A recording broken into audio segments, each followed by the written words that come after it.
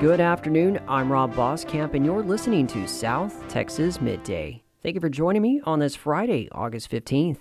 Nueces County leaders gathered yesterday to brief the community about the past year during the State of the County address. County Judge Connie Scott and commissioners addressed key issues, including challenges with the forensic audit and tax rates. A highlighted major concern was the county's reserve funding. According to Judge Scott, it usually maintains a minimum of $25 million in reserves, but currently only has $14 million. To address that without burdening taxpayers, officials are planning to sell property with 3 locations currently under consideration. The public was also updated on other ongoing projects, including the demolition of the historical courthouse. All eyes are on the weather this weekend as a disturbance located in the Bay of Campeche could develop into a tropical depression, according to the National Weather Service. The disturbance in the southwestern Gulf was moving in a west-northwestward path toward northern Mexico or South Texas before making landfall late tonight. Also, Tropical Storm Erin continues its path toward the Caribbean islands. It's expected to develop into a hurricane and begin moving over the southwestern Atlantic Ocean. Regardless of development, most significant threats to our region will be increased rain chances, dangerous rip currents, and possible coastal flooding. City of Corpus Christi services will continue as normal for now. The Oso Water Reclamation Plant will remain open unless there is lightning in the area. City of Rockport manager Vanessa Schweiner confirmed to KIII News the city is considering a tax hike of approximately 10%. Which it'll fluctuate pennies, half pennies between now and when the vote is actually taken, but it will stay in that 10% range. The product of that 10% is that council has asked us this year to focus on infrastructure and specifically the roads in the city that have been left to deteriorate. Schweiner said the increase will be used for several projects across the city, including drainage work and replacing police radios. According to Schweiner, the city did a 14% increase last year, a 3.5% increase the previous year. The year before that, a property tax decrease. Corpus Christi's free water reclamation program was a major topic at this week's budget workshop. The program allows residents to pick up treated wastewater for use at home. Despite success, some city leaders are questioning the cost of keeping it running. At-large Councilman Roland Barrera told KIII News he understands there's a demand now, but it wasn't always that way. Before we were in a drought, we couldn't get anybody to take this, and that was the whole purpose of it being free.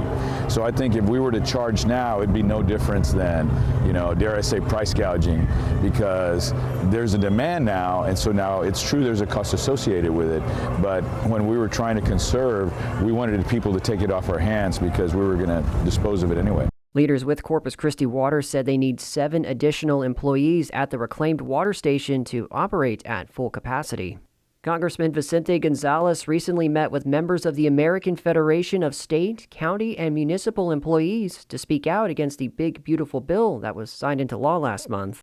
At the end of the day, it hurts our older population, it hurts vulnerable population, it hurts veterans, but it hurts South Texans more than it does the rest of the state and rest of the country because we have more struggling people within our community. That is Gonzalez speaking with KRGV. According to a news release, the legislation strips health care from almost 17 million Americans, including more than 1.6 million Texans, which includes over 100,000 South Texans. Earlier this week, the Goliad County Commissioners Court approved to transfer ownership of the Fannin Monument and surrounding county-owned land near the Presidio La Bahia State Historic Site to the state agency. The agreement formalizes a plan for the county to convey this all to the commission at no cost. Also, the THC will purchase for $500,000 all remaining county-owned property adjacent to the Presidio La Bahia, including the Angel of Goliad Plaza. In return, the commission will collaborate with Goliad County on the restoration and preservation of the historic Goliad County Courthouse. In return, the commission will collaborate with Goliad County on the restoration and preservation of the courthouse, with assistance estimated over $1.2 million through the state's historic courthouse preservation program. Goliad Public Works Director Richard Tovar updated City Council earlier this week on water and wastewater operations as well as other municipal services for last month. Tovar reported the city's Chilton Street, San Patricio Street, and Ward Street plants pumped over 9.99 million gallons. The wastewater plant treated over 3.2 million gallons last month. The utility department, street department, and animal control completed a combined 107 work orders for July. Tovar also provided an update on the Horde Street Bridge off Fannin Street, saying he contacted TxDOT after learning an engineering company deemed the bridge unsafe. Harlingen School District officials are combining the general fund with food service operations cash reserves. Ida Ambris, the school district's assistant superintendent for business services, told the Valley Morning Star that it's based on a recommendation under the Texas Education Agency's Financial Accountability System Resource Guide. As a result, the district will start the school year with an overall fund balance of $37.2 million.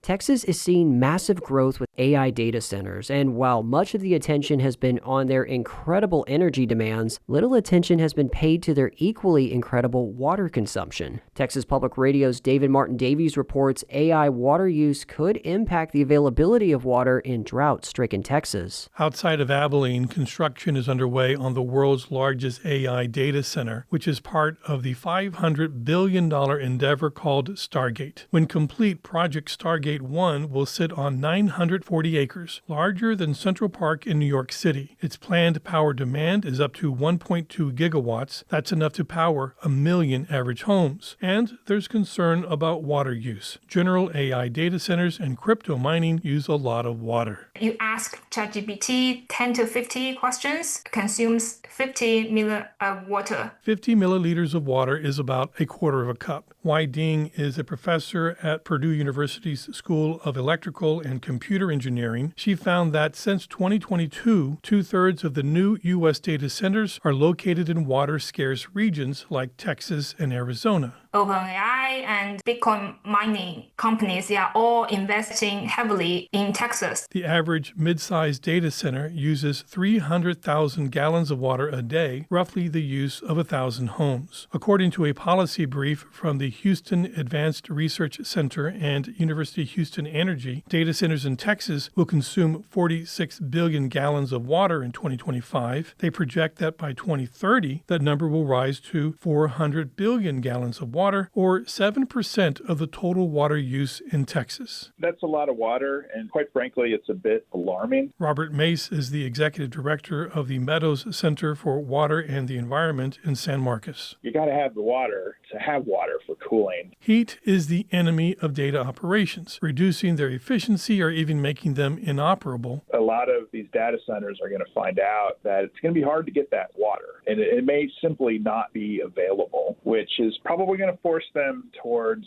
closed-loop cooling. May says a closed-loop system for cooling conserves water because it doesn't allow the evaporative cooling to escape into the atmosphere. The steam is captured and it's used over and over. That'll be far more water efficient. According to documents supplied by Caruso Energy, the builder of Abilene Stargate, they will be using a closed-loop system to conserve water. But not all data centers will make that choice. Julie Nargang, the executive director of the Water Environment Association of Texas, said water-saving steps should be taken now as these data centers are being planned. There's no Texas miracle without available water. If Texas is looking at this as a business growth opportunity, then water should be one of the paramount considerations. But Nargang says the Texas water plan isn't taking into account big tech's big thirst. Better planning needs to be considered before we find ourselves in a water supply deficit that we can't innovate out of. And more gargantuan data centers are coming to some of the driest parts of Texas. Near Amarillo, Texas Tech and former Texas Governor and Secretary of Energy Rick Perry are planning an AI data center that will be 5 times larger than Abilene's Stargate, powered partly by nuclear energy. They have not disclosed how much water it will need. This project is expected to be named the Donald J. Trump Advanced Energy and Intelligence Campus. I'm David Martin Davies in San Antonio.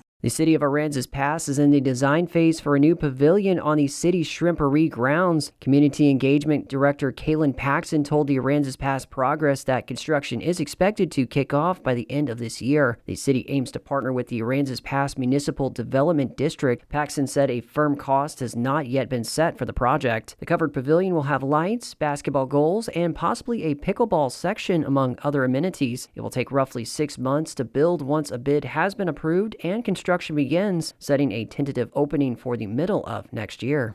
Choke Canyon State Park will host its second annual Meteor Shower Star Party tomorrow at the Callahan Unit at 358 Recreation Road 8 from 8:30 to 11:30 p.m. The event offers activities ranging from an inflatable planetarium to a guided scorpion hunting hike under the stars. Attendees can view the Perseid meteor shower. Although the shower peaked just a few days ago, the full moon makes this weekend a good alternative for stargazing. Regular admission fees are $5 for ages 13 and up. Guests are encouraged to bring lawn chairs, binoculars, telescopes, and blankets. And in sports, Jaron Williams and Luis Baez teamed for 7 RBIs last night as the Corpus Christi Hooks withstood an 8th-inning surge by Amarillo to win 9-8 at Hodgetown. Baez, who reached base 4 times as part of a 3-for-4 day, put Corpus Christi on the board with a 2-run double down the right field line in the 4th inning. Williams cleared the bases in the 7th with a 3-run double to put CC up 9-1. The Sod Poodles rallied in the 8th inning but ultimately fell to the Hooks.